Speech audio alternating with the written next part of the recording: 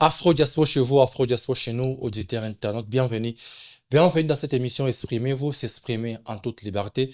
Cet espace que nous offrons à la jeunesse congolaise pour s'exprimer sur différentes questions qui touchent la République démocratique du Congo, notre cher et beau pays. Merci de faire partie de la communauté Afro Diaspora Média de partout où vous nous suivez. Merci beaucoup de soutenir cette émission Exprimez-vous, de soutenir la radio Afro Diaspora Média. Déjà, si vous nous suivez en direct sur YouTube, merci de vous abonner et d'activer la cloche de notification. Cela vous permettra, à chaque fois que nous avons une émission, vous serez notifié. Et aussi, sans oublier de vous abonner sur toutes nos plateformes et réseaux sociaux.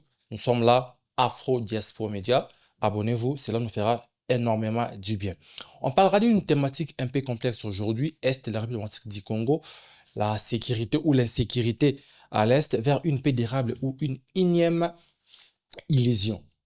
Ça tourne toujours sur les questions sécuritaires à l'est de la République démocratique du Congo. Il y a eu une signature à Doha du mécanisme de surveillance de cessez-le-feu qui marque d'ailleurs une nouvelle étape dans la mise en œuvre de la déclaration des principes. Est-ce que c'est vraiment quelque chose de sérieux ou bien c'est une répétition de l'incohérence entre le gouvernement congolais et les groupes M23 AFC. Et de l'autre côté, à Nairobi, il y a Joseph Kabila qui réunit les opposants et lance une nouvelle plateforme politique dénommée Sauvons le Congo. À l'Est, il y a Kagame, entre guillemets, déguisé en M23 et Nanga AFC. Ici, il y a le gouvernement congolais qui essaye de trouver des solutions pour régler ces problèmes de sécurité. Et on voit à Nairobi, Joseph Kabila réunit quelques opposants pour lancer une plateforme Sauvons le Congo pour le but de sauver le Congo. Et d'ailleurs aussi, je le dirais, de faire revenir, allais-je dire, la paix dans toute l'étendue du territoire national. Et pour en parler, j'ai Benji Munged avec moi, analyste politique et journaliste surtout, et aussi Gédéon Lusakweno, journaliste et observateur politique. Benji, bonjour et bienvenue. Bonjour Moïse, bonjour Gédéon, bonjour à tous les spectateurs qui sont en train de, les téléspectateurs pardon, qui sont en train de nous suivre en ces nets moments. Ça a toujours été pour nous un très grand plaisir de s'asseoir dans ces plateaux pour parler nation, pour parler de la République démocratique du Congo. Et surtout qu'aujourd'hui, je suis joyeux parce que je parle d'une thématique non seulement que je maîtrise, mais que j'ai expérimentée. Très bien. J'ai vécu dans ces coins. Je sais traduire la douleur que vit cette population. Je sais parler de ce qui se passe dans cette région-là. Donc je crois qu'aujourd'hui, grâce à Dieu, on aura vraiment beaucoup à dire. Il y aura à boire et à manger. Très bien, merci beaucoup. Gédéon Lusakweno, bonjour et bienvenue. Bonjour Moïse, bonjour à nos fidèles téléspectateurs, internautes également qui vont suivre sur le réseau et autres. Une fois de plus encore, je suis content d'être ici. Bonjour à Benji. Et voilà, Benji, petite anecdote, on a eu à travailler ensemble dans un projet, dans un projet culturel. C'est vrai que ça fait beaucoup d'années. Désormais, j'ai l'occasion de le retrouver cette fois-là dans un plateau pour parler nation, et il est important, crucial que les jeunes se réunissent pour parler de la nation, au-delà de polémiques, au-delà de critiques inutiles. Parler de la nation est très important, et surtout dans ces nets moments où nous avons une crise sécuritaire au niveau de l'Est de la République. Très bien, merci beaucoup, auditeurs et internautes. On va l'exploiter en 3 volets, comme je l'ai dit tantôt. On va prendre Doha, signature du mécanisme de surveillance de cessez-le-feu. On va aussi prendre Nairobi, Joseph Kabila, pendant ces temps, ancien président de la République démocratique, qui réapparaît politiquement en lançant un mouvement baptisé Sauvons le Congo, Sauvons la RDC. Et on va prendre aussi sur terrain, je signale aujourd'hui, il y a eu de nouveaux affrontements au nord Kivu, à Walikale, dont qui a entraîné une nouvelle vague de déplacés. Benji Mungedi, d'abord biscuit de l'émission, vous étiez sur place à Victoire, il y a eu un braquage de la banque. Qu'est-ce que vous pouvez nous dire, ce qui s'est passé réellement sur place? C'est un phénomène qui est devenu un tout petit peu récurrent à Kinshasa. Des hommes armés prennent plaisir à les braquer de maisons commerciales, les banques et consorts. Malheureusement, aujourd'hui, c'était un mauvais calcul. C'était un mauvais calcul. Et voilà, il y a eu braquage au niveau de la roue banque qui se trouve juste en face de rond-point Victoire. J'étais sur place. Alors, d'après les informations que j'ai j'ai recueilli. Ok. C'était une bande de 7 à 8 personnes Très qui bien. ont pris d'assaut la banque. Et l'opération a été déjouée grâce à la vigilance d'un policier commis à la garde de cette banque. Très Je l'ai vu, il n'est pas massif, il n'est pas impressionnant, mais il a été vigilant. Il n'a pas cédé à la peur parce qu'il y a eu 5 personnes qui sont venues et ils sont entrés toutes au même moment Très bien. dans la banque. Il a repéré un mouvement suspect. Quand il va vraiment maintenir son regard sur eux, c'est là qu'il va voir, qu'il va comprendre que l'un d'eux avait un pistolet, une arme à côté de sa hanche, le côté droit. Très bien. Quand il a vu ça, il a remarqué qu'il y avait 2 autres qui étaient restés dehors. Alors, des peurs de tirer en désordre et qu'il soit achevé, il va reculer et puis il va tirer des balles de sommation. Très bien. C'est en ce moment qu'on l'a ciblé. Au moment où on a tenté de la battre, il s'est placé en évidence. Et lorsque les balles ont retenti, Très bien. il y avait un autre élément de la police militaire qui était de l'autre côté de la rue, du côté de magasin de Chinois vers Victoire là-bas. Il a entendu, il a compris que les policiers étaient en détresse. Très bien. Il traverse, il vient à sa rescousse. C'est en ce moment-là, parce que c'est un élément de la police militaire, il connaît ce que c'est manipuler les armes. C'est là qu'il a commencé à s'affronter, lui, seul, contre les assaillants. C'est comme ça que les 2 autres qui étaient restés dehors n'ont pas pu prendre fuite. Ils sont allés rejoindre les 5 qui étaient déjà à l'intérieur. Les véhicules qui leur a ramenés sur les lieux a pris fuite. Et c'est comme ça, parce que la maison communale, mais également le district de la Funa n'est pas très loin de là. C'est comme ça qu'une autre Jeep est venue en renfort. C'était une affaire de 13 policiers. C'est là que la casse à des papels elle a commencé. Les échanges de tirs comme jamais possible. J'étais là, j'ai rampé au sol parce que ça tirait comme dans un film. Donc les assaillants contre les éléments de la police nationale congolaise jusqu'à ce qu'une Jeep de la police militaire va débarquer. C'est en ce moment-là que la situation est passée sous contrôle de forces de l'ordre. Très bien. J'ai aimé cette souplesse, j'ai aimé cette façon de travailler. En tout cas, chapeau bas aux éléments de la police nationale congolaise, parce que c'était une opération conjointe entre la PNC et le FARDC. Chapeau bas aux forces de l'ordre, parce que la situation en ce moment est sous contrôle. Tous les assaillants ont été maîtrisés. Ce qui fait mal, c'est que parmi les assaillants, il y a eu une femme. Il y a une femme qui a été également arrêtée dans cette masse. Donc, tous les criminels ont été maîtrisés. En ce qui concerne le bilan, les bilans exacts, jusque-là, on ne peut pas avancer de chiffres. Nous attendons les sources beaucoup plus crédibles. Donc, nous attendons que les forces armées de la République démocratique du Congo se prononcent par rapport à cette situation. Mais jusque-là, en tout cas, on n'a pas entendu qu'il y ait eu perte en termes de vie. Des vies humaines. Très bien, merci Benji Mungede pour ce point. Gédéon Lusakweno, il y a eu quelques réactions sur les réseaux sociaux. Quelques internautes ont dit cette même énergie que la police et les FARDC ont mis pour régler cette situation à la va-vite. Il voudraient aussi les voir quand il s'agit entre guillemets des braquets, des cambistes et autres dans les quartiers.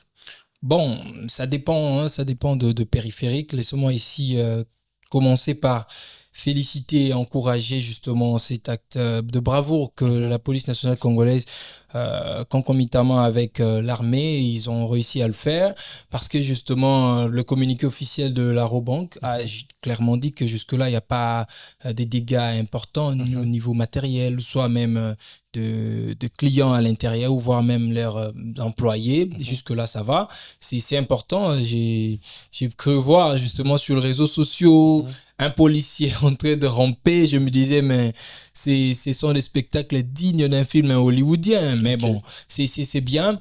Ça dépend de périphérique, pour répondre justement à ces internautes, parce qu'il y a certains endroits, quand le braquage s'est fait, il n'y a peut-être pas la présence suffisamment policière. Or, en plein Victoire, c'est quand même un centre commercial important au niveau de la RDC. Et puis, à côté, justement, comme Benji l'a signalé ici, il y a les districts de Funa qui se trouvent juste à côté. Donc, ce n'est que normal. Il y a la maison communale de Victoire. Donc, cette présence militarisée était quand même normal sur ce point-là. Et puis, la Robank, en face, c'est une très grande entreprise au niveau commercial. Donc, je crois que cette discipline-là, il serait mieux maintenant d'anticiper parce que gouverner, c'est prévoir. Très bien. À partir de ce qui se passait à Victoire, il faudra voir dans d'autres zones où il y a également ces genres d'événements, voir comment répondre, réagir de la même façon. Question d'équilibre pour ne pas laisser justement ceux qui pensent que bon, parce que c'est Victoire, ou plutôt parce que c'est la Robank, on agit comme ça et pas le cambiste. Or, tout Congolais mérite de la même façon être protégé. Très bien, merci beaucoup, Gédéon Lusakweno. Il y a eu quelques citations concernant, on rentre dans la thématique du jour, concernant la question d'abord de Joseph Kabila. Les mouvements Sauvons les Congo exigent les retraits des troupes étrangères et mercenaires du territoire national. Ils exigent aussi, entre guillemets, ils dénoncent aussi les détournements des deniers publics et les pillages des ressources naturelles du pays. Par contre, du côté gouvernement, Julien Paluku a réagi. Qu'est-ce qu'il a dit? Je cite: quand on a dirigé un État, on doit s'empêcher à un certain nombre d'attitudes. On doit avoir de l'honneur, de la grandeur. On doit viser plus haut, entre guillemets, comme être président de la commission de l'Union africaine. On prend d'abord Doha et on va chuter avec Nairobi. Benji Mungue dit: les cessez-les-feux, c'est communiqué conjoint FC M23 et gouvernement congolais pour réglementer les cessez-les-feux. Ça vient du jour au lendemain, qui ne trouve pas gain de cause. Pensez-vous qu'à Doha sortira vraiment la paix à l'est de la RDC? Je n'aimerais pas me comporter ici comme un prophète de malheur.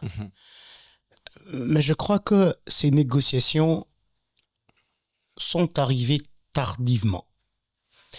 Pourquoi je le dis ainsi? Parce que la rébellion du M23, l'AFC M23, se trouve en ce moment dans une position de force. Très bien.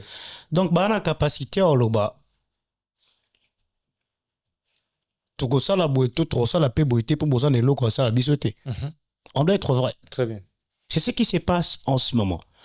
Je me rappelle, en 2022, j'étais invité dans un plateau de télé à Goma avec mon ami que j'ai salué en passant, Jospin Angui. J'étais avec un confrère également, il s'appelle Eliezer Mon-Major, que j'ai salué en passant. Très bien. J'ai dit que la seule solution pour sortir de cette crise, c'était les négociations. Ça, c'était en 2022. Un an après la résurgence du M23. En ces moments-là, Goma n'était pas encore tombé. Bukavu n'était pas encore tombé. Massissi était encore accessible. Rubaya, Kichanga, Rutshuru était encore accessible. Il y avait que Bunagana qui était prise. Je me rappelle, c'était en 2022. Pendant ces temps-là, les gouvernements congolais faisaient la tête. Le gouvernement congolais boudait.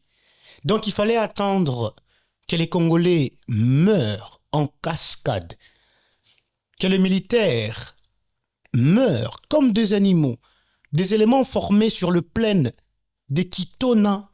Vous leur envoyez pour aller combattre dans les collines du Nord Kivu profond. La guerre, c'est de stratégie. La guerre, c'est de stratagème. J'aimerais ici dire quelque chose. Oui, la République démocratique du Congo est grand. C'est une grande nation, s'il faut parler du flore, de la faune ou encore de la superficie. Mais la guerre n'a rien à voir avec tout ça. La guerre, c'est la stratégie. La guerre, c'est l'intelligence. La guerre, c'est des mécanismes de terrain. Donc vous pensez que la RDC manque de stratégie pour gagner cette guerre? Oui, nous avons manqué de stratégie pour désamorcer cette guerre.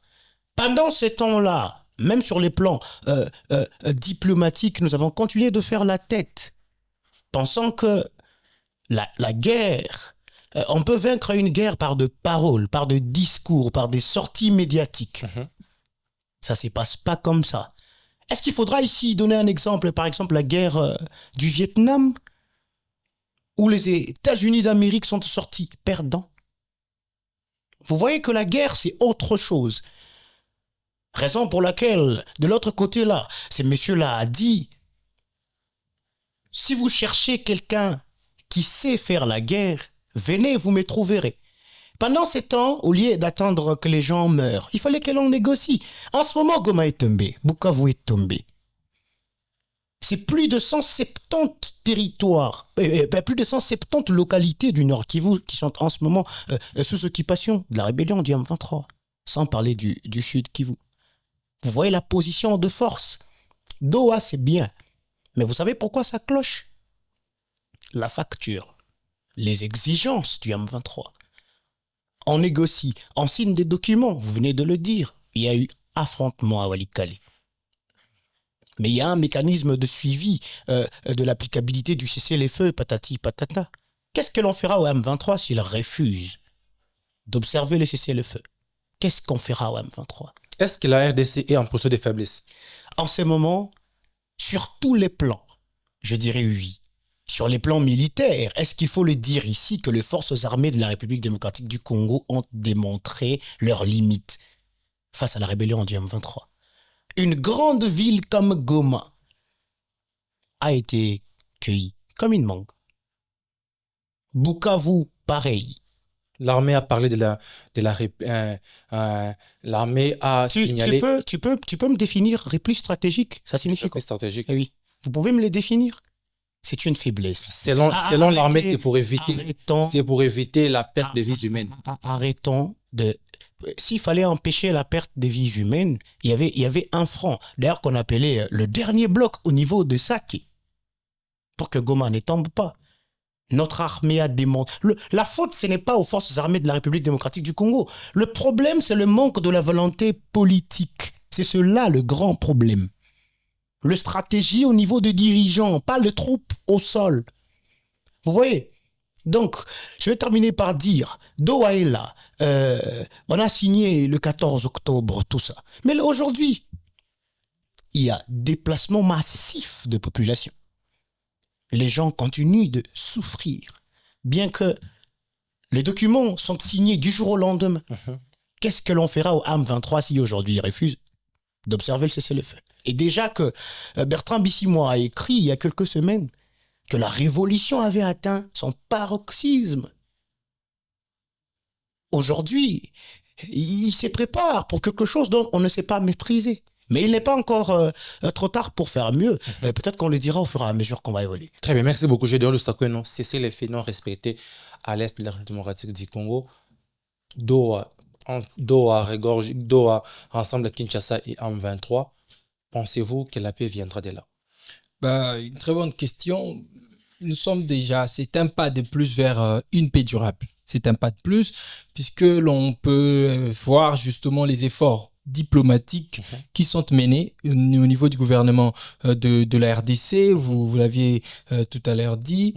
Bon, vous savez, dans les affaires sécuritaires et surtout quand on parle d'une guerre, il y a ce qu'on appelle la volonté politique de la part des deux parties. C'est-à-dire cette volonté d'aller vers la paix. Moi, je m'inscris en faux quand Benji met la RDC en position de faiblesse. Non, nous ne sommes pas en position de faiblesse. Dans tous les plans. Ouais, mais c'est ce que je dis. Je m'inscris en faux parce que nous ne sommes pas en position de faiblesse. Ici, nous sommes dans une situation de plus de 2 décennies. Ce n'est pas le président Tshisekedi qui a commencé avec cette guerre. C'est une guerre qui a été trouvée sur place par le président actuel. C'est-à-dire, il y a un travail qui doit être fait. Nous parlons d'une guerre au-delà de l'aspect sécuritaire, c'est une guerre économique. Nous savons tous les mains noires qui sont derrière cette guerre. Donc, ce n'est pas du jour au lendemain qu'on finira par trouver la paix. Mais par contre, il y a un travail sérieux sur le plan diplomatique. Il a ici nié les efforts diplomatiques qui sont menés. Bon, en même temps, il a parlé de stratégie, manque de stratégie. Non, la diplomatie fait aussi partie d'une arme de guerre. La communication. Il dit ici que les sorties médiatiques, non. Mais la communication, c'est exactement la stratégie qu'utilise l'adversaire, le Rwanda, qu'on n'a pas peur de citer ici. Mais ça porte quel fruit sur les terrains? Ça porte de fruits. Aujourd'hui, vous voyez, la RDC se trouve parmi le premier plan de communication ou de projet de société du président Donald Trump, le président américain. Il n'hésite pas, partout où il passe, de parler de la guerre de la RDC et le Rwanda. Il le met même dans son bilan.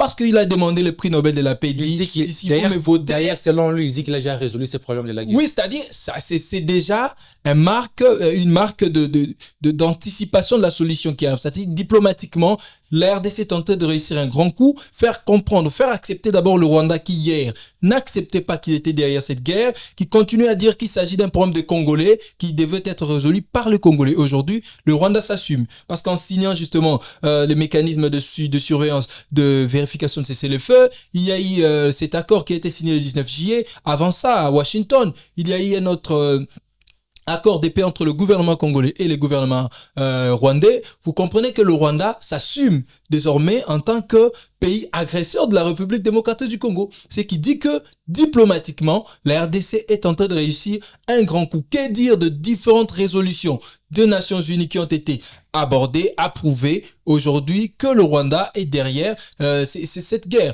Maintenant, comme c'est une guerre est un processus. Il faudrait que nous puissions continuer dans cet élan diplomatique parce que justement, ces mécanismes de surveillance, il y a 2 étapes qui vont suivre, notamment, il faut faire respecter cet accord qui a été signé. Ces mécanismes qui n'est pas les premiers. Il y a toujours eu des violations sur violation. Exactement, c'est ce que je dis. Une guerre exige une volonté de la part des 2 parties. La RDC montre sa volonté à aller vers la paix. C'est maintenant au niveau de la FCM 23 de comprendre que ce sont compatriotes. Donc la RDC attend la volonté de M23 pour résoudre ces problèmes. C'est une guerre, je le répète. Parce qu'il n'y a pas des mesures contraignantes qui peuvent obliger une partie ou l'autre qui ne respectera pas, entre guillemets, cette mesure du cessez-le-feu. Une partie, quand vous vous engagez dans une démarche diplomatique, vous devez vous rassurer de ne pas d'abord aller du côté armé ou sécuritaire, vouloir engager encore des démarches à aller dans une sens de la guerre.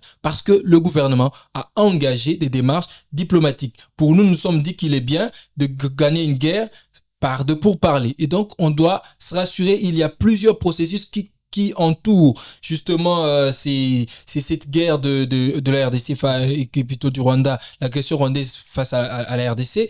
Nous ne pouvons pas à l'instant. En même temps, nous sommes dans des processus de paix avec le Rwanda, y compris la FCM 23, directement aller avec les armes. Non, et surtout pas avec le président. Vous pensez avant 2028, Félix Tshisekedi résoudre ces problèmes de sécurité? Bon, attendez, il y a la volonté politique en place.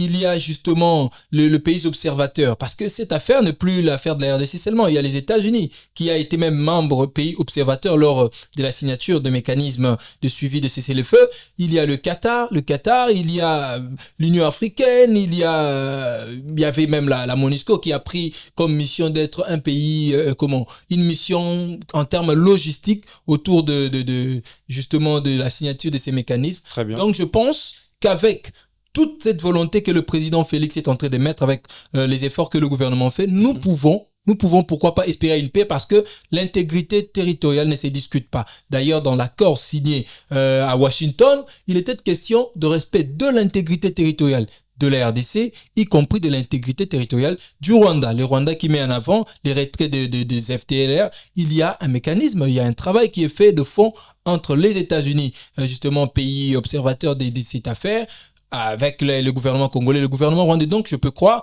qu'à ce niveau-là, tout est en train d'être fait. Et du côté armé, ici, je ne voudrais pas que l'on mette, que l'on zappe les efforts que l'armée congolaise fait, est en train d'abattre, parce qu'il ne faudrait pas oublier que nous sommes une armée, on n'a pas peur de le dire, ce n'est pas moi qui le dis, ça a été confirmé par plusieurs sources officielles. L'armée a été infiltrée plusieurs années. Et aujourd'hui, le président Félix a trouvé une armée infiltrée. Il fallait retravailler sur cette armée-là, le permettre, l'outiller, lui donner plus de moyens afin que l'on puisse avoir une armée très puissante, capable de faire face à n'importe quelle agression, puisque les problèmes de la RDC, je l'ai toujours dit partout où je passe, au-delà, aujourd'hui c'est l'AFC M23 dont on parle, mais n'oubliez pas que nous avons 9 pays voisins. Donc la menace est existentielle. Il faudrait travailler sur ça et je pense qu'à un niveau, la mesure du possible, nous finirons par avoir une paix durable. Merci beaucoup, Gédéon Lusakon. Je crois je pourrai aussi rebondir après.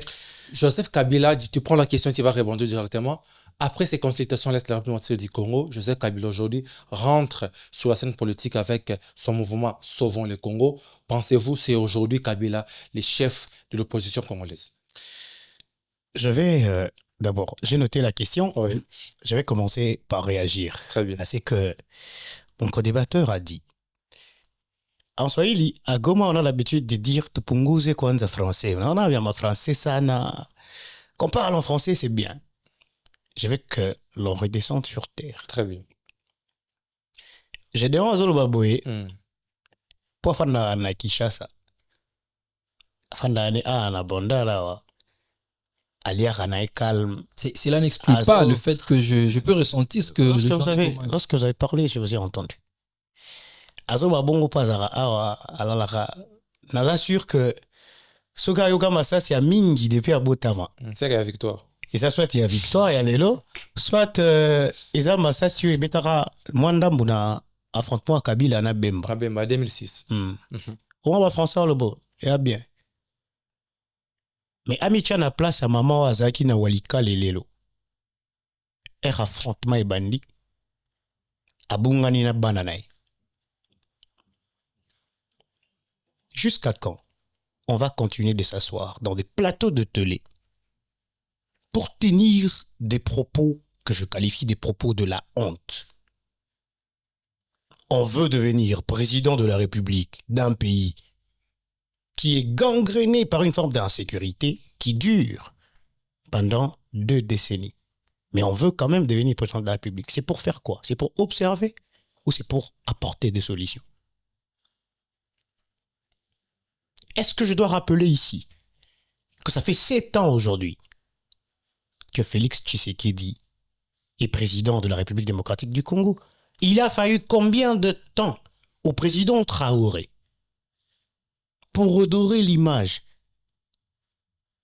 Il y a Burkina Faso. Mhm. Il a fallu combien de temps? La diplomatie, c'est bien, mais on doit attendre encore combien de temps? Pendant ces temps-là, vous savez combien de gens meurent?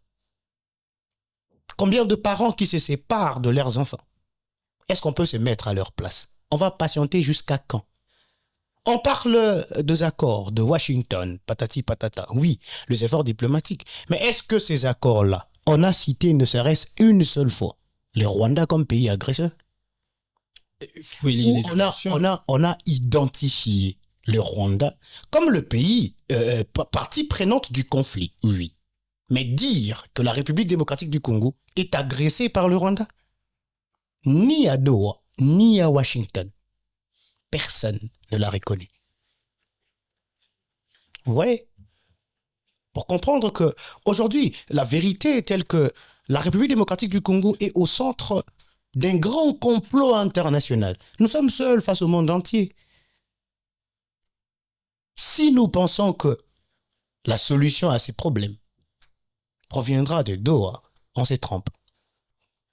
Si nous pensons que c'est Washington, mais c'est normal que Donald Trump dise que j'ai terminé la guerre au Congo, c'est le dire. Nous vivons au Congo, la guerre est finie. Il le dit pour son bilan. Et moi, je vais m'asseoir dans un plateau de télé et pour dire que et voilà, c'est une victoire pour la République démocratique du Congo parce que Donald Trump a dit que la guerre est finie au Congo. Est-ce que c'est normal? Donald Trump a dit, et moi, je me sens fier. Il est libre de dire ce qu'il veut. Mais nous sommes sur terrain. C'est comme Constant Moutamba. Je vais donner un exemple. Il est libre de dire ce qu'il veut. Sur terrain, Kouloun est là. Et ngana âge nangane na zabo na plateau à TV na lobaka, c'est une victoire pour la justice de la République démocratique du Congo parce que Constant Moutamba a dit que Kouloun est ici. J'ai déjà dit que c'était un processus. C'est ce que je dis. Le processus, oui. Mais on doit attendre encore combien de temps? On a signé, je ne sais pas, le 14, mécanisme d'observation, je ne sais pas, surveillance, tout ça. Mais aujourd'hui, il y a eu affrontement à Walikale entre le force armées de la République démocratique du Congo et la rébellion du M23. Qu'est-ce qu'on va faire à ces gens-là? Rien du tout. Combien de fois les communicateurs de l'UDPS, patati patata, les politiciens ont dit à la télé que le 27 août, c'était la fin de la guerre. M23 contre mur, tout ça, tout ça. Des localités sont tombées encore dans le sud Kivu. Pendant ces temps, on ne fait rien. Aux rebelles du M23. La volonté politique. De quelle volonté politique parlons-nous ici? Benji, vous ne croyez pas à l'accord des États-Unis. Vous ne croyez pas à Doha. Étant qu'analyste et journaliste, je crois que vous êtes très bien informé. Pensez-vous que la solution viendra d'où? Excuse-moi, Moïse. Je vais brosser le contexte. Vous savez, le problème de l'insécurité dans la partie est de la République démocratique du Congo est une approche multidimensionnelle. Lorsque vous ne connaissez pas les causes profondes de ces conflits, vous aurez du mal de parler de cela avec objectivité dans un plateau de télé. Ça n'a pas commencé aujourd'hui. Le problème ici, c'est la facture. Ce que je trouve de positif, peut-être, dans le gouvernement congolais, je sens que le gouvernement congolais n'est pas prêt à céder n'importe quoi au nom d'une paix apparente. Ça, j'apprécie. La facture coûte très cher. Est-ce que vous connaissez les revendications du M23? Les vraies revendications du M23. Quand je vous dis que nous sommes en position de faiblesse, c'est parce que lorsque nous analysons ce que les M23 demandent, mais on nous demande la vie de toute une nation. On nous demande de céder nos terres, de confier l'avenir de nos enfants à certaines personnes. C'est cela la revendication. Ça n'a pas commencé aujourd'hui. Les accords, facilitation, gauche-droite. Est-ce que je dois dire ici que ces conflits ont commencé aux alentours des années 1996? Et qu'est-ce qu'il faut pour mettre fin? Résoudre les causes profondes. Vous savez pourquoi les Banyamulenge ont pris les armes en 1996? Les Banyamulenge qui ont commencé ces mouvements avant que M. Laurent Désiré Kabila se prononce, après que c'était la FDL. Parce que c'est comme ça que ça a commencé. La discrimination raciale. Le Zaïre appartient aux Zaïrois. C'est là le socle. Le tireur de ficelle, c'est ceux-là qui continuent de dire que les Tutsis congolais sont des étrangers. Ça a commencé là. Imagine 2 secondes, Moïse Manyong, tu te réveilles, juste à cause de ton nom, on te dit Manyong, tu n'es pas congolais, rentre chez vous. Tu vas rentrer où? C'est là que ça a commencé. Ils ont pris les armes, conquête d'une ville après une autre, jusqu'à ce qu'on dise que c'était la FDL. Soutenue par qui? Par l'Ouganda et les Rwandais. Ils sont venus à Kinshasa, ils ont pris le pouvoir. M. Laurent Désiré Kabila s'est retourné contre eux, il les a chassés. Ils sont rentrés où? Là-bas, toujours, dans la partie Est. Et c'est la naissance de l'ancêtre commun du M23, le RCD. Le RCD que l'on va de faire grâce aux négociations de 2002, Sun City. Vous oubliez rapidement. Ça a enfanté quoi de positif? Il y a eu un accord qui a été signé. Brassage, mixage. On a cédé aux caprices de la rébellion. Mais est-ce que Batouana Batondaki? Batondaki te. Et où me l'a goutouté, hein? S'il faut la reconnaissance, je me rappelle, Félix Tshisekedi a très bien déclaré que Banyamulenge est basé congolais. Mais il y a quand même reconnu. Sur place, est-ce que vous connaissez le conflit communautaire qui existe sur place dans les plateaux de Fizi entre, par exemple, les Bembe et les Banyamulenge? Ce sont des causes profondes de ces situations. Moi, j'ai des connaissances à Goma qui sont congolais, mais quand il arrive à Kinshasa, il ne peut pas se promener tranquillement. Parce qu'il a peur de sa morphologie. Nous, étant que Congolais, je crois que la première des choses à faire, parce que même ces gens-là, revendication à Bango Mounen les Alarani, minorité en danger. Vous voyez, c'est cela le grand problème. Lorsque nous, le Congolais, comprenons, et alors, moi, on a un comportement difficile. Osani, Osaba mesure. Oui, bien, moi, non, a problématique. Osaba mesure. Vivons ensemble comme des hommes. Sinon, on va continuer de mourir tous comme de bêtes. Donc pour vous, le problème est que les Congolais acceptent. Les problèmes, c'est à l'intérieur. Tobomamoto nakati. Tondimana entre biso na biso. Donc vous êtes dans la logique de Joseph Kabila. Je ne suis pas d'accord avec Joseph Kabila. On va arriver. D'ailleurs, je vais directement aller là-bas. Parce que je me sers de cela comme un pont.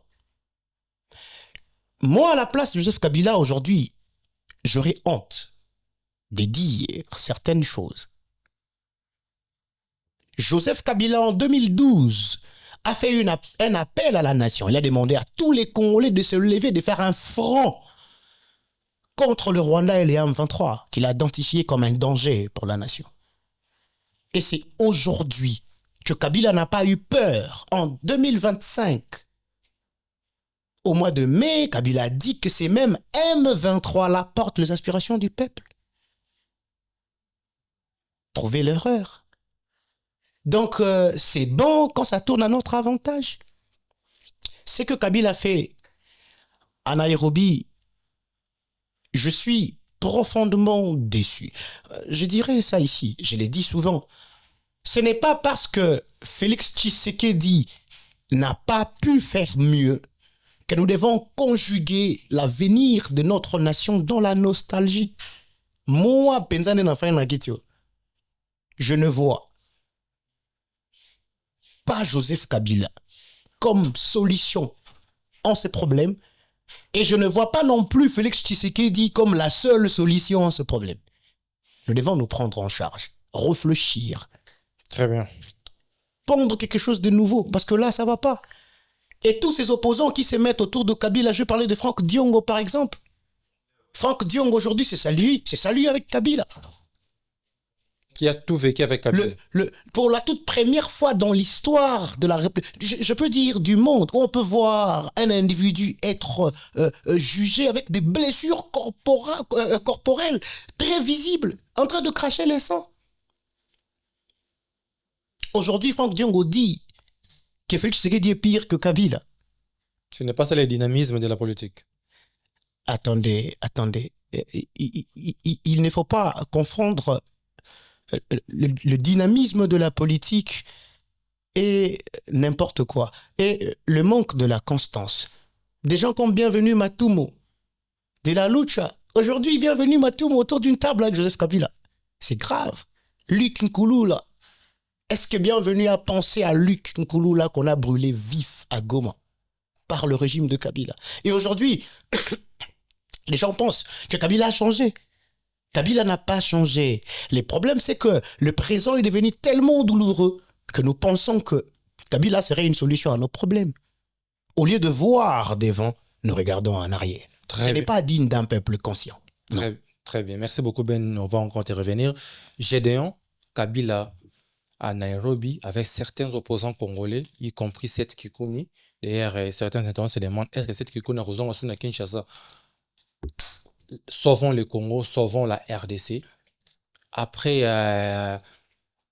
ces retards de rétablir la paix à l'est de la RDC, Kabila s'élève comme un ancien président, comme un sage, pour, entre guillemets, essayer d'aider les Congolais qui se retrouvent aujourd'hui à l'est de la RDC pour retrouver la paix. Kabila s'allie avec quelques opposants. Pensez-vous qu'aujourd'hui, Kabila peut faire ce que Tshisekedi n'arrive pas à faire? Laisse-moi être un peu vulgaire comme certains qui n'ont sur Internet. Échec. Échec. Nyonso Samina Nairobi, échec. Mais attendez, qui réunit qui? L'ancien président a fait 18 ans au pouvoir. Soyons sérieux. Il a appris par ses erreurs. Oui, il a appris par ses erreurs. Mais la constitution que l'ancien président nous a amenée, la constitution dit que le président est élu une seule fois. Et dans un mandat de 5 ans, renouvelable une seule fois, et puis vous partez. C'est ça qu'il a fait. Il nous a même amené au-delà du mandat pour l'organisation des élections. Et puis, c'est bon, vous êtes parti. Alors, ayez une posture d'un homme d'État, une posture d'un patriote, quelqu'un qui connaît les difficultés d'un pays que vous avez dirigé et apporter des solutions. Quand vous regardez cette réunion qui s'est passée à Nairobi, il y a eu trois points inscrits à l'ordre du jour. Ils nous ont parlé de l'analyse approfondie. Ça, c'était le premier point de la crise en RDC. Ils ont parlé de la définition de réponse collective. Ils ont parlé de voies de sortie de crise. Pour eux, il faut reconnaître qu'en RDC, il y a une crise sécuritaire, crise politique, la crise de la vision, patati patata. C'était vraiment, voilà. Et puis, à la fin, ils vont aller dans un sens d'un mouvement appelé « Sauvons la RDC, qui hier, ces concepts étaient bafoués par ces régimes. Souvent, le Congo, vous vous rappelez du pasteur Coutinho Fernando, qui hier avait un concept pareil. Il a connu des problèmes dans ce pays. Parce que le concept, souvent, le Congo posait problème. Aujourd'hui, on ramène des... Donc, nous sommes dans un pays où on crée des concepts, on revient avec des concepts, souvent les Congo, Union tel, Union 2, et c'est chaque année de même chose.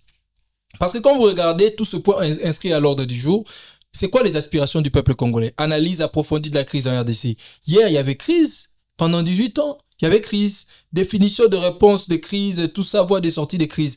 C'est quoi la voie des sorties de crise que l'équipe de Nairobi nous propose? C'est un dialogue inclusif, un dialogue sincère autour de la CENCO et de l'ECC. C'est ça pour eux la solution. Et nous savons tous les jeux, comment ça se fait en RDC? Dialogue, oui, on va dialoguer. Après, il y aura encore d'autres personnalités qui seront lavées. Ceux qui sont condamnés seront lavés par la justice. Et puis après, il y aura un gouvernement. Cette fois-là, je ne sais pas si il y aura quelle connotation au gouvernement d'union nationale, je ne sais pas moi quoi.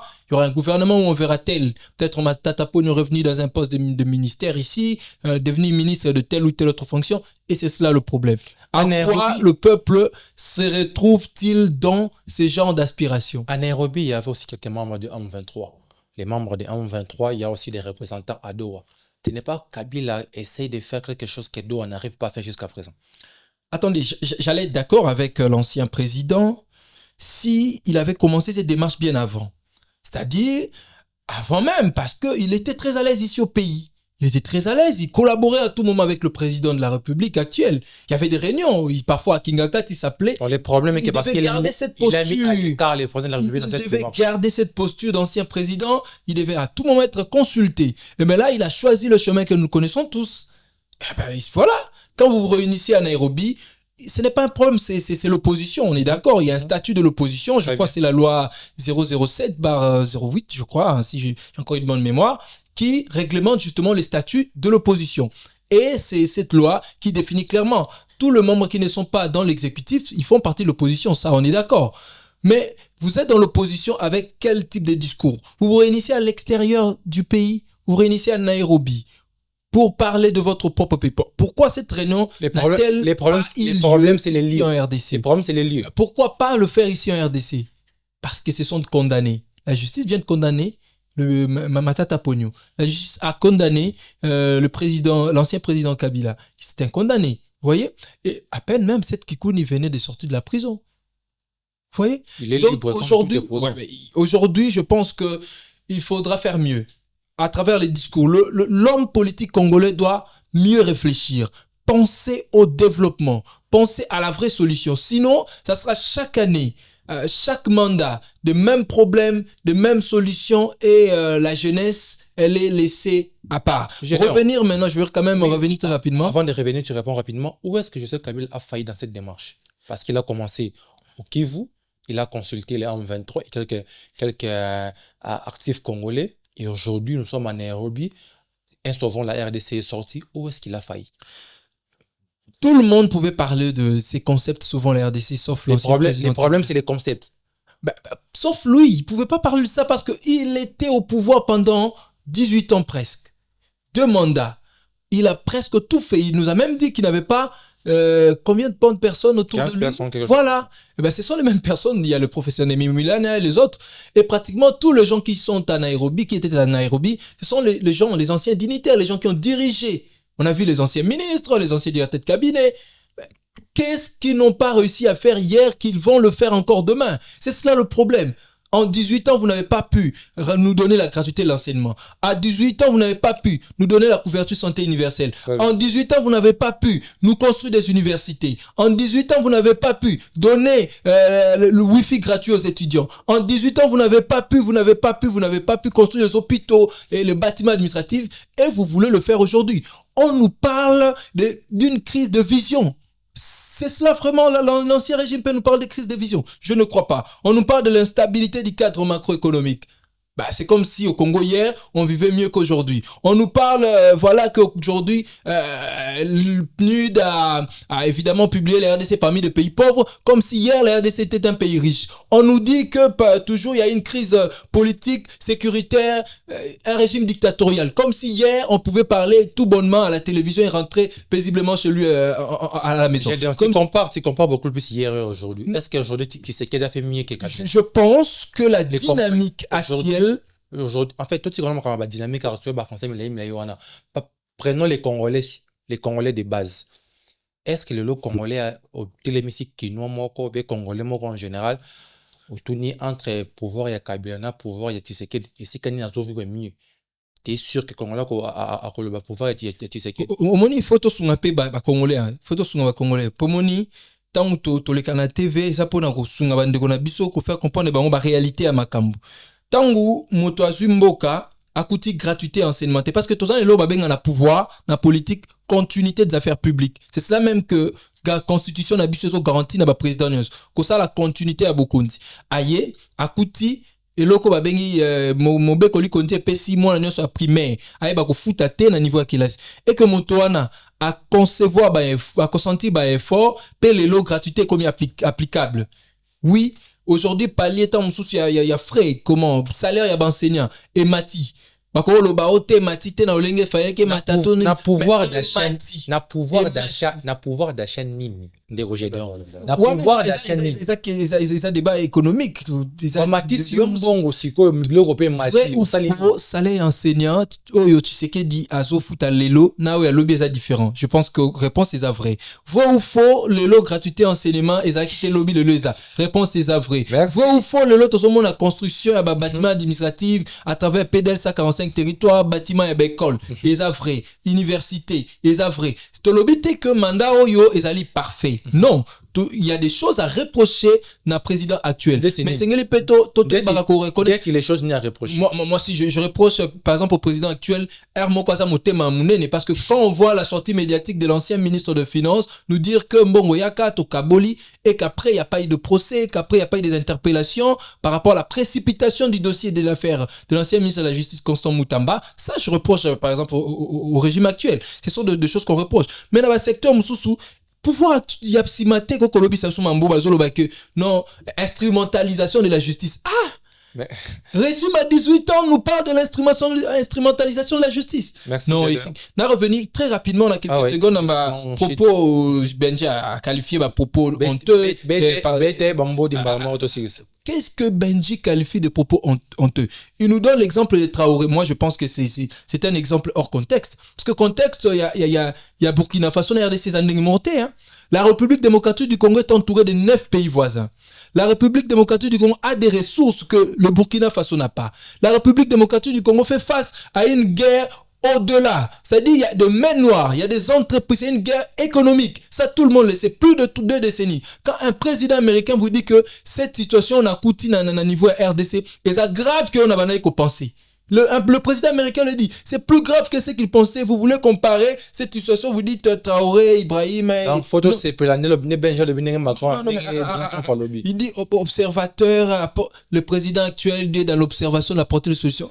Mais la diplomatie fait partie de l'arme de la guerre. Vrai ou faux, la diplomatie aujourd'hui est PSI Congo au niveau avantage d'un niveau, il y a scène internationale par rapport à Guerrero. Vrai, parce qu'aujourd'hui, tout le monde reconnaît le Rwanda comme pays agresseur. Aujourd'hui, il y a de processus. Tout le monde ne reconnaît pas le Rwanda. Allez lire la résolution 2773 de l'ONU. L'accord dont nous parlons ici. Nulle part, le Rwanda a été reconnu comme pays agresseur. Je vous renvoie.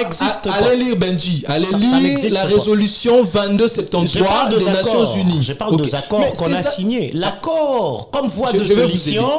L'accord comme voie de solution n'identifie pas le Rwanda comme pays agresseur. Dans cet accord signé à Washington, non, on n'est pas d'accord. Dans l'accord signé à Washington, a même marché de la résolution des Nations Unies. Non. L'accord signé à Washington, l'accord signé à Washington entre la RDC et le Rwanda, cet accord renvoie au respect de la résolution 2273 des Nations Unies qui reconnaît le Rwanda comme pays agresseur. Cet accord demande même. C'est dans quel point? C'est quel point de l'accord? Je vais vous prendre cet accord. Non, c'est dans quel point de l'accord? Il ne faut pas laissez-moi continuer, Benji. Laissez-moi continuer. Laissez-moi continuer. Vous ne continuez pas sans dire le point de l'accord. Vous n'êtes pas présentateur, malheureusement. Mais répondez, c'est quel point de l'accord? Je vous ai dit. Il ne faut pas te mentir et tu cries. Je vous ai dit, Benji. Je vous ai dit. Quand vous dites que c'est faux, la résolution 2770. Vous voyez que c'est faux. Vous voyez que c'est faux. Donc, il doit dire c'est quoi le point de l'accord qui renvoie. Je vous l'accorde. Gédéon, dis-nous. Merci. C'est quel point? Je dis ceci. L'accord signé à Washington, justement, renvoie au DPI parce que l'accord parle de l'intégrité territoriale de la RDC. Chapitre 1. Quand vous prenez l'accord, chapitre 1, vous parle de l'intégrité territoriale. Mais je pense que vous m'avez pris mes temps de parole. C'est l'intégrité territoriale du Rwanda ainsi que de la République démocratique du Congo. Je vous ai parlé ici de la résolution. Mais vous êtes il est journaliste, n'est-ce pas? Vous l'avez présenté comme journaliste. Pourquoi il ne va pas se documenter?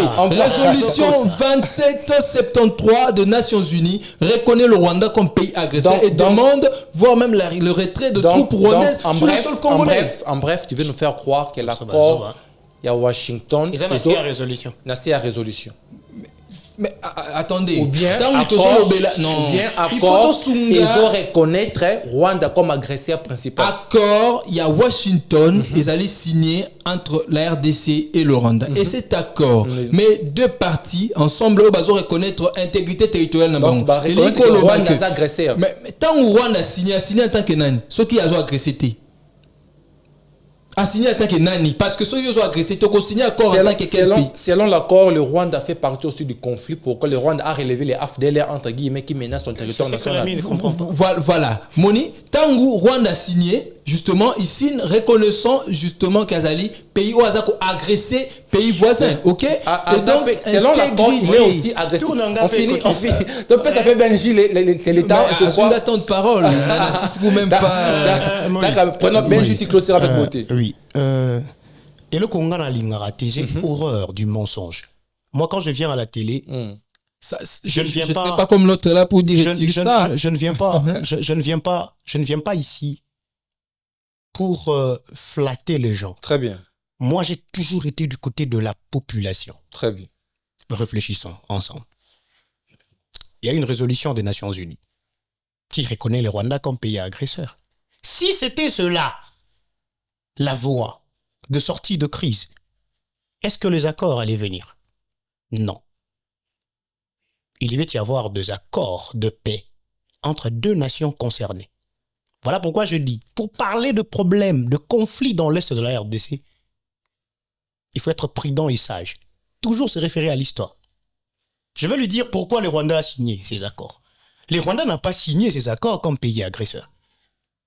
Si tel était le cas, connaissant la politique de Kagame, le Rwanda ne signerait pas. Est-ce que je dois rappeler à Gédéon ici que Kagame a dit clairement à la télé que je n'hésiterai pas une seule seconde pour mener des opérations militaires en RDC sans demander l'approbation de qui que ce soit, à tout moment où je sentirai que mon territoire est en danger. Le Rwanda a signé ces processus de paix, cet accord de paix, parce que le Rwanda dit qu'il y a une forte présence de FDLR qui collaborent avec les FARDC qui mettent en danger résolution 2773, Benji. L'intégrité territoriale. J'explique pourquoi le Rwanda a signé. Je ne suis pas là pour minimiser cette résolution. Il a signé comme un pays agressé aussi. Comme un pays agressé également. C'est cela le jeu de ping-pong entre le Rwanda et la RDC.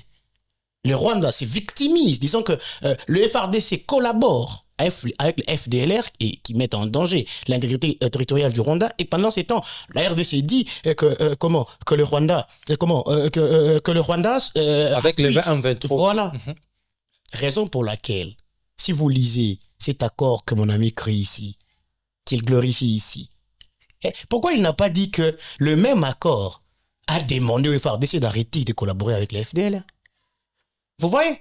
De la même manière qu'on a demandé au Rwanda de retirer ses troupes en RDC, on a demandé aussi à la République démocratique du Congo d'arrêter de collaborer avec le FDLR. Non, d'une part, la RDC aussi est un pays agresseur. Oui, c'est cela, au fait. On nous reconnaît comme agresseurs alors qu'on est agressé, tout le monde le sait. Vous voyez, l'accord a refusé de s'aligner dans la logique de cette résolution. Raison pour laquelle j'ai dit, mon ami n'a pas tort. Il ne comprend pas, je vais seulement l'aider.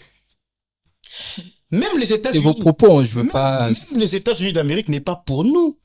Parce que ces accords de Washington ont refusé de s'aligner selon la logique de la résolution de Nations Unies que mon ami a soulevé ici. Même lorsque c'est nous qui sommes agressés, on cherche quand même le pouls sur la tête d'un chauve. On nous dit que Bino pe boza mabe. Bobo dit ça. Oui. Bino pe boza mabe. Patati patata.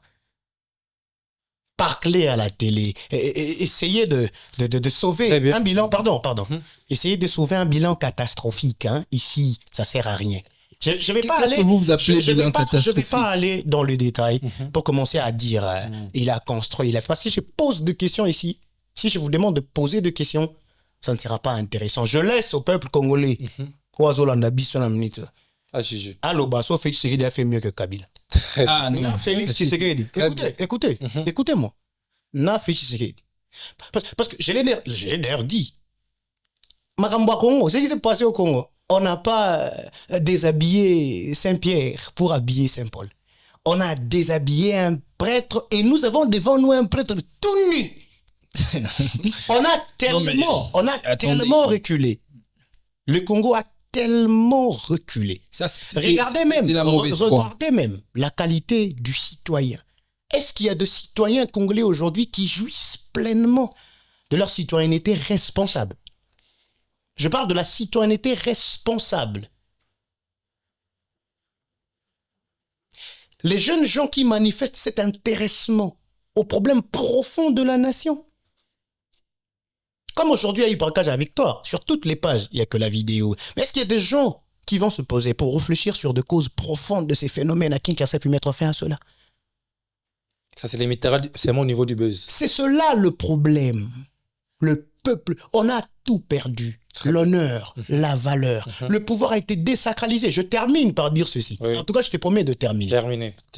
Est-ce que vous savez que nous sommes en train d'y aller tout droit vers un État failli?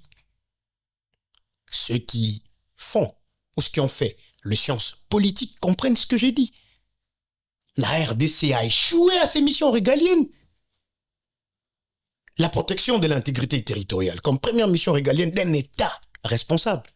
Il y a combien de territoires aujourd'hui de la RDC qui sont sous occupation de la rébellion? Est-ce que vous savez qu'il y a des territoires ici au Congo, même avant résurgence du M23, il y a des endroits en RDC, vous arrivez là-bas, il n'y a pas l'autorité de l'État. Il n'y en a pas. Et cette méthode a été entretenue par Félix Tshisekedi dans le phénomène Ouazalendo. Je ne suis pas contre ces jeunes gens, ces braves jeunes qui ont pris les armes pour combattre pour la patrie. Mais renseignez-vous, ça n'a pas commencé aujourd'hui. Est-ce que vous connaissez la rébellion de Simba Moulele en 1964? Vous connaissez d'où est venu le phénomène Maï-Maï dans la partie est de la RDC? On a armé de civils par les Mohamedou Vira. Et vous savez ce que ça fait lorsqu'on donne à un civil les armes? Il ne les lâchera plus jamais. Très bien. Jusqu'aujourd'hui, ces phénomènes persistent. Et parce que le pouvoir de Félix Tshisekedi a légitimé cet acte-là, je vous dis très bien que les générations futures payeront de nos horaires du présent. Pour terminer, parce que vous avez dit c'est mon dernier temps de parole. Mais c'est mon dernier temps de parole. On a plus de temps. Par rapport à Kabila, je vais demander aux proches de Félix Tshisekedi, tous ceux-là qui se mettent autour de la table. Gédon est là, il écoute. Il va porter ta parole. Avec Félix Tshisekedi, je suis pas proche du président. Je leur demande de prendre cette situation au sérieux. Kabila sait ce qu'il fait. Kabila sait ce qu'il fait. Il sait ce qu'il prépare.